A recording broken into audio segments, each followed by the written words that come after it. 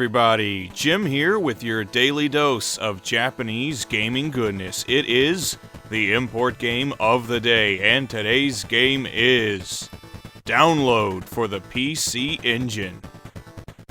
This is a 1990 release that was developed and published by NEC Avenue, and it tells the story of Sid, a cyber diver in the year 2099, who has the ability to jack his brain into computer systems in order to find and fix problems. Problems such as an evil shadow organization trying to take over all of the information systems in the world and establish a Skynet-esque new world order.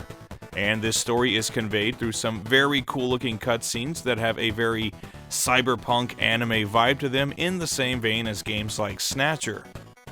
Far from being a text-heavy adventure, though, this is a balls-to-the-wall, white-knuckle, side-scrolling shoot-'em-up that stands up there with some of the better shooters on the console, which is saying a lot. I like that before each stage you have a choice of two different primary weapons, a Vulcan machine gun and a laser cannon, and a handful of sub-weapons including homing missiles and a very nifty energy shield that can actually be shifted to different areas of your ship depending on where the enemy fire is coming from.